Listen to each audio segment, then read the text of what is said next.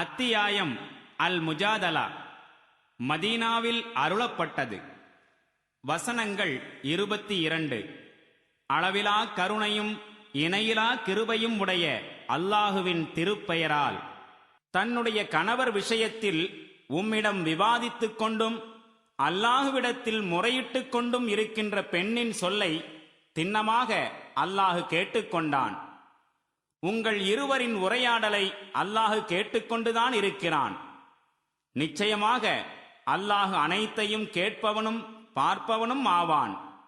கணவன் தனது மனைவியை தன் தாய்க்கு ஒப்பிட்டு கூறி விவாகரத்தை நாடுகின்ற முறையான லிஹார் எனும் முறையில் உங்களில் எவர்கள் தம்முடைய மனைவியரை லிஹார் செய்கின்றார்களோ அவர்களின் மனைவியர் அவர்களுக்கு அன்னையராகி விட மாட்டார்கள்.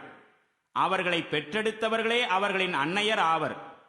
அவர்கள் கடும் வெறுப்புக்குரிய பொய்யான சொல்லை கூறுகின்றார்கள்.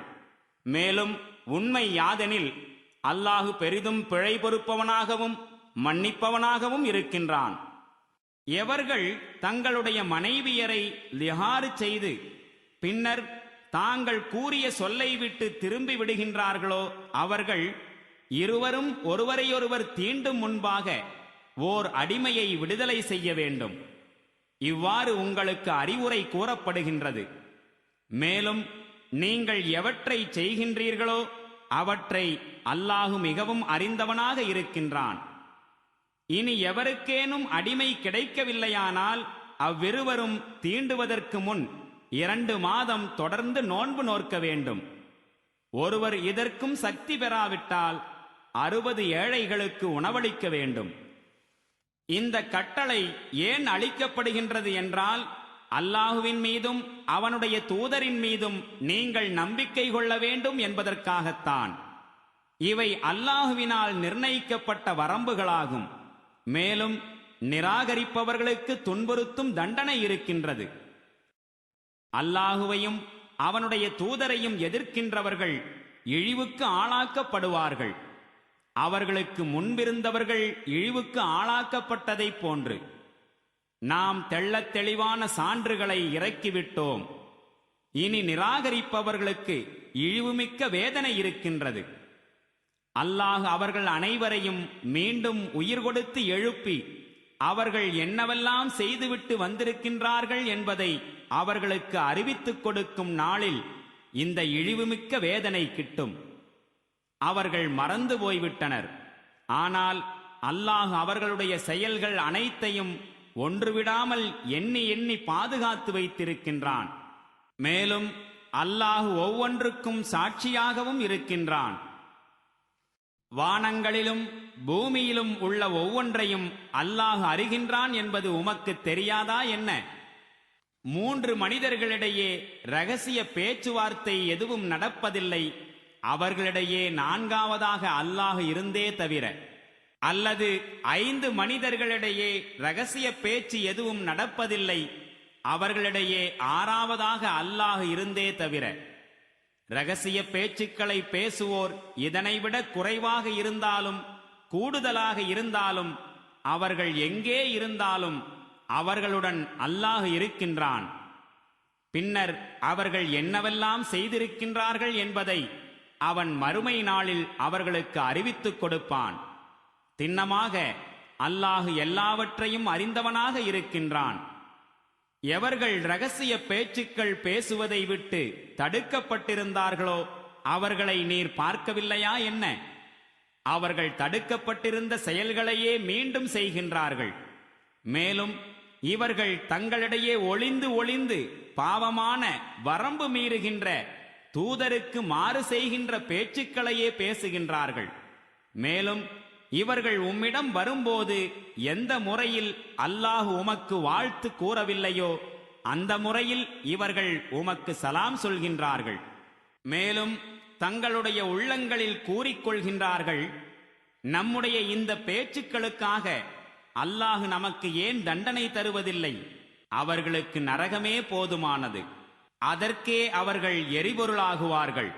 அவர்களின் கதி எத்துணை தீயது! இறை நம்பிக்கை கொண்டவர்களே, நீங்கள் உங்களுக்குள் இரகசியம் பேசுவீர்களாயின் பாவம் செய்வதற்காகவும் வரம்பு மீறுவதற்காகவும் தூதருக்கு மாறு செய்வதற்காகவும் ரகசியம் பேசாதீர்கள். மாறாக நன்மையானதும் இரையச்சமுடையதுமான பேச்சுக்களையே பேசுங்கள். மேலும் எந்த இறைவன் முன்னிலையில் நீங்கள் ஒன்று சேர்க்கப்பட இருக்கின்றீர்களோ அந்த இறைவனுக்கு அஞ்சியவாறு இருங்கள். கிசுகிசுப்பது ஷைத்தானிய செயலாகும். இறை நம்பிக்கை கொண்டோரை மனம் நோகச் செய்வதற்காகத்தான் அது செய்யப்படுகின்றது. ஆயினும் இறைவனின் அனுமதியின்றி அதனால் அவர்களுக்கு சிறிதும் நஷ்டம் ஏற்படுத்த முடியாது. மேலும் இறை நம்பிக்கையாளர்கள் அல்லாஹுவையே முற்றிலும் சார்ந்திருக்க வேண்டும். இறை நம்பிக்கை கொண்டவர்களே, அவைகளில் நகர்ந்து இடம் ஏற்படுத்திக் கொடுங்கள் என்று உங்களிடம் கூறப்பட்டால் இடம் ஏற்படுத்திக் கொடுங்கள். அல்லாஹ் உங்களுக்கு இடம் ஏற்படுத்தி தருவான். மேலும் எழுந்து செல்லுங்கள் என உங்களிடம் சொல்லப்பட்டால் எழுந்து செல்லுங்கள். உங்களில் எவர்கள் இறை நம்பிக்கை கொண்டிருக்கின்றீர்களோ, மேலும் எவர்களுக்கு ஞானம் வழங்கப்பட்டிருக்கின்றதோ அவர்களுக்கு அல்லாஹ் உயர்ந்த பதவிகளை வழங்குவான். மேலும் நீங்கள் செய்பவை அனைத்தையும் அல்லாஹ் அறியக்கூடியவனாக இருக்கின்றான். இறை நம்பிக்கை கொண்டவர்களே, நீங்கள் தூதருடன் தனிமையில் பேசுவதாயின் அவ்வாறு பேசுவதற்கு முன் சிறிது தான தர்மம் செய்யுங்கள். இது உங்களுக்கு நன்மையானதும் மிக தூய்மையானதுமாகும். ஆனால் தர்மம் செய்வதற்கு எதுவும் உங்களிடம் இல்லை என்றால் திண்ணமாக அல்லாஹ் பெரிதும் மன்னிப்பவனாகவும் கருணை மிக்கவனாகவும் இருக்கின்றான். தனிமையில் உரையாடுவதற்கு முன் தான தர்மங்கள் வழங்க வேண்டியிருக்குமே என்று நீங்கள் பயந்து விட்டீர்களா? பரவாயில்லை, நீங்கள் அப்படி செய்யவில்லையானால் அதற்காக அல்லாஹ் உங்களை மன்னித்து விட்டான். நீங்கள் தொழுகையை நிலைநாட்டிக் கொண்டும் ஜகாத்தை கொடுத்து கொண்டும் இருங்கள். மேலும் அல்லாஹுவுக்கும் அவனுடைய தூதருக்கும் கீழ்ப்படிந்து வாழுங்கள். நீங்கள் செய்பவை அனைத்தையும் அல்லாஹ் நன்கு அறிந்தவனாக இருக்கின்றான். அல்லாஹுவின் சினத்திற்குள்ளான ஒரு கூட்டத்தாருடன் தோழமை பாராட்டியவர்களை நீர் பார்க்கவில்லையா என்ன? அவர்கள் உங்களைச் சார்ந்தவர்களும் அல்லர், அவர்களைச் சார்ந்தவர்களும் அல்லர். மேலும் அவர்கள் அறிந்து கொண்டே பொய்யான விஷயத்தின் மீது சத்தியம் செய்கின்றார்கள். அல்லாஹ் அவர்களுக்கு கடும் வேதனையை தயார் செய்து வைத்திருக்கின்றான். அவர்கள் செய்து கொண்டிருப்பவை மிகவும் தீய செயல்களே. அவர்கள் தங்களுடைய சத்தியங்களை கேடயமாக வைத்துக்கொண்டு அல்லாஹுவின் பாதையிலிருந்து மக்களை தடுக்கின்றார்கள். இதற்காக அவர்களுக்கு இழிவு தரும் வேதனை இருக்கின்றது. அவர்களின் செல்வங்களும் அல்லாஹுவிடமிருந்து அவர்களை காப்பாற்ற உதவாது. அவர்களின் பிள்ளைகளும் உதவ மாட்டார்கள். அவர்கள் நரகத்தின் தோழர்கள், அதிலேயே என்றென்றும் வீழ்ந்து கிடப்பார்கள். எந்நாளில் அல்லாஹ் அவர்கள் அனைவரையும் உயிர் கொடுத்து எழுப்புவானோ அந்நாளில் அவனது திருமுன் சத்தியம் செய்வார்கள், உங்கள் முன் சத்தியம் செய்வது போல். அதனால் தங்களுக்கு சிறிது பயன் கிடைக்கும் என்றும் எண்ணிக்கொள்வார்கள். நன்கு அறிந்து கொள்ளுங்கள், அவர்கள் பெரும் பொய்யர்கள். ஷைத்தான் அவர்களின் மீது ஆதிக்கம் செலுத்திவிட்டான். இறைவனை பற்றிய நினைப்பை அவர்களின் உள்ளங்களிலிருந்து மறக்கடித்து விட்டான். அவர்கள் ஷைத்தானுடைய கட்சியினராவர். தெரிந்து கொள்ளுங்கள், ஷைத்தானுடைய கட்சியினர்தாம் நஷ்டம் அடையக்கூடியவர்கள். எவர்கள் அல்லாஹுவையும் அவனுடைய தூதரையும் எதிர்க்கின்றார்களோ அவர்கள் திண்ணமாக மிகவும் கேவலமான படைப்பினங்களை சார்ந்தவர்களாவர். நானும் என்னுடைய தூதர்களுமே நிச்சயமாக வெல்லுவோம் என்று அல்லாஹ் எழுதிவிட்டான். உண்மையில் அல்லாஹு பேராற்றல் உடையோனும் வலிமை மிக்கோனுமாயிருக்கின்றான்.